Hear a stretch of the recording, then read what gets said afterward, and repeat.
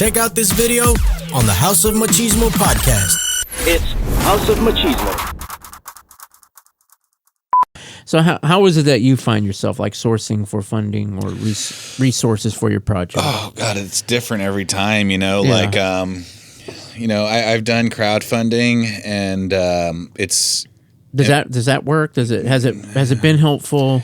Well, it's difficult to say. I mean, with crowdfunding, you really got to whore yourself out on social media without, allowing your social media accounts to be shadow banned by the algorithm. Yeah.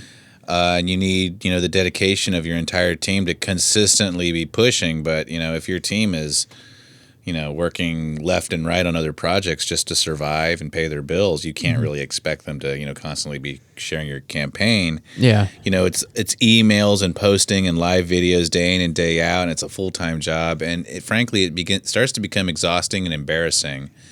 And when the donations slow down and people see that, this thing that had momentum isn't a winning team anymore, they don't really want to give you attention. So you just got to keep that momentum up for, 20 to 60 days, however long you set your campaign. In some campaigns, they do really well. And typically those campaigns that do really well are the movies where people are looking for, $10,000 to $30,000 to make a feature, and that's cool. That's cool that they get that done, and they the caliber of the film is not of something I would want to make, but more power to them. They're getting their project finished. And anyway, I have not really been successful on Indiegogo or Kickstarter. Sometimes I find myself having to run two campaigns for the same project, for, production costs and then post-production costs. Then, I'm already sinking money into marketing for it. And I'm like, I might as well just put this marketing money, like actually into the budget to shoot the thing. Because right now, all I got's a proof of concept or an Indiegogo video. And I'm putting all my, time and money and effort into this. And, it just becomes counterintuitive in my opinion. So I find, working with people that are interested in being in film, that have the income to, disposable income, where it's like, oh yeah, I can put, $20,000 into a movie, but I want my return on investment. And to be honest, I'm not going to be missing this 20 grand for a while, but you got to get your contracts in order and make sure that everybody's on the same page. Like, we're making a movie, we're collecting this much money, this is how much your return is going to be, and then hopefully you can find those kind of people that can shell out the money. And it's not very many of them that are willing to shell out money to independent filmmakers. Yeah. And so right now what we're doing, like for instance, I'm trying to raise money for our project called Death World, which is a comedy. It's it ended up being funny. I just wanted to make I wanted to take the model of Terrifier, and make like $100,000 ultra gore slasher film that is dystopian but goofy. Almost a little bit of slapstick, but serious. But it takes itself seriously. So it's like there's slapstick in there, but the movie takes itself so seriously you don't even notice the slapstick. It's just goofy. So I guess on par, it would be like.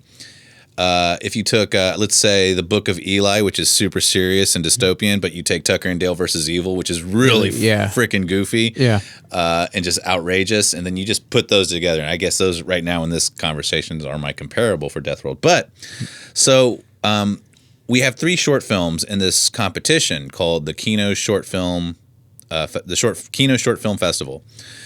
And for all the entire month of October, we had our 40-minute movie, The Torturer, in the running for the horror genre. And the way it worked was that you tell people to vote for your movie, and they can vote every day, once a day. And if you win, and this is to get the audience award for this film festival. It's all by voting.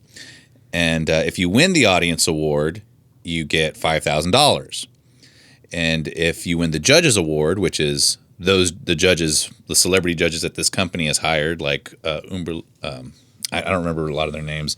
Umberly is Gonzalez. She's a famous actress, well, an up and coming actress, and I've seen her in a couple of things. I can't remember off the top of my head, but anyway.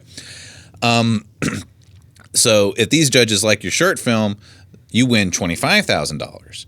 And if the company likes your short film, they'll take the short film and say, hey, let's go make it a feature film. So right now, there's nothing I could do about the judges or what they want to do. I'm just focused on audience awards. So go vote for The Torture. And then we voted. We had people voting every day all the way till the final day of October. And I think the total count on that was 2,008 votes. 2,008 votes, which is a lot. We had, on the last day, we had 580 something votes. And then a couple hours later, I made a couple posts on social media, we all did. And before we knew it, in a blink of an eye, I was like, where did 2,008 votes come from? Went from 500 to this. That's wild. So we find out January 31st, they're doing a live stream from Vegas, Kino is, and they're going to announce who the winners are on the Audience Award. So The Torture was in the horror genre for October. And so if we win $5,000, I'm going to take that $5,000 and I'm going to put it in the bank, and it's going to go towards the Death World budget. Here this month in November, starting on the 16th, we have our other two short films. We have Beyond Dusk in the drama genre, and our Death World Proof of Concept is in the comedy genre. And we're doing the same thing. But you only have 15 days to vote instead of 31 days. And so if we can get an insane amount of votes for both those short films, different genres, and if we can win, I mean, like, for instance, I believe, if we win all three genres, we can get $15,000 to put towards Death World. So, I mean, it's a way of raising money that doesn't cost anybody anything. Right. And I mean... The Torture, I perceived The Torture to have done very well.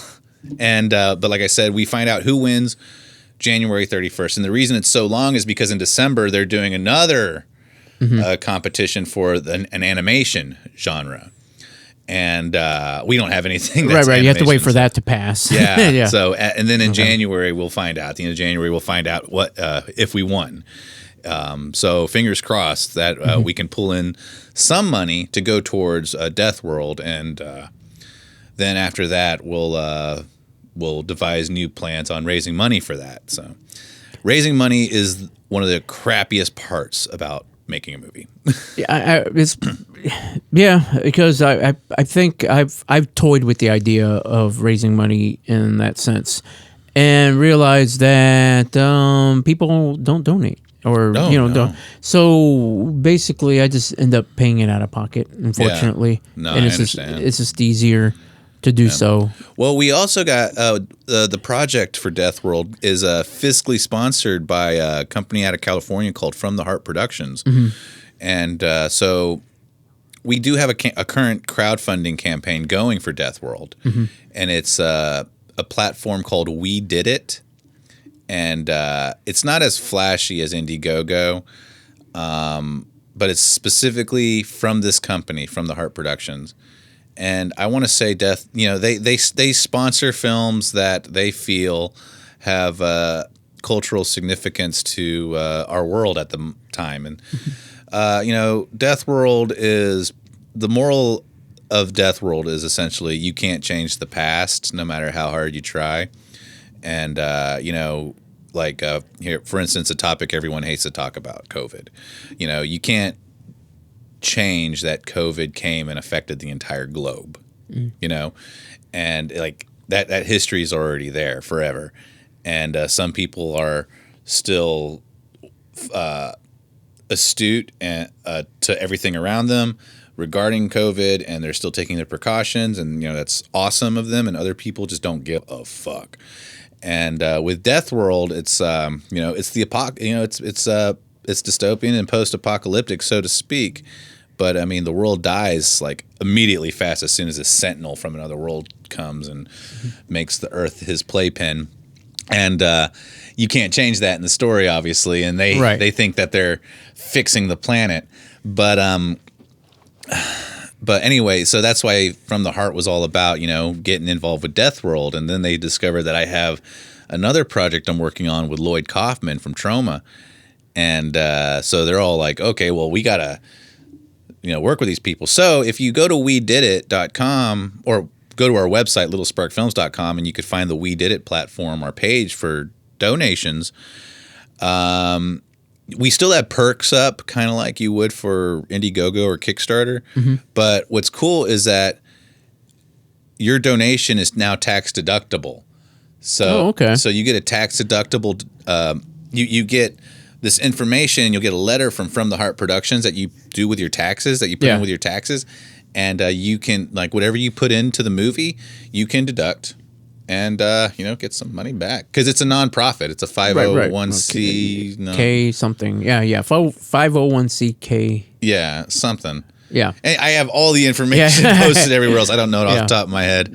That's what sucks about being a creative and you're doing. It's like, okay, you can learn the business or be a creative, but doing it both at the same time is difficult when you're trying. It's taxing. Yeah, because. You want to be the creative person, but unfortunately, you also have to learn the business. And learning the business, you have to learn to take care of yourself, learn taxes, be a capitalist. But and when you have to learn that stuff, it takes away from your creativity, and it makes you, kind of not. You're just like, I don't like who I'm becoming. I'm over here begging for money, and and I'm like, making these pitches, and I'm saying, hey, I can get you some money back, and. Because all you care about is money. All I care about is making a movie. But I'm like, do I? So it's all these different personalities and different, mental politics going on and morals when it comes to making a movie and who you're willing to get in bed with on this sort of stuff. Yeah. I mean, just the fact that we don't have rich uncles or rich grandfathers or something like that. They'd be like, oh, I'll be happy to fund your movie. Yeah, I mean, I wish I can get an easy $1 million loan to wouldn't that be cool? To go make my Cabin in the Woods movie and then sell it to fucking Lionsgate. Yeah. Hey guys, if you like what you saw, then please like and subscribe. But if you like what you see, then hit me up. Yeah. Okay. Hit all of us up. No, just me. Go away. All right.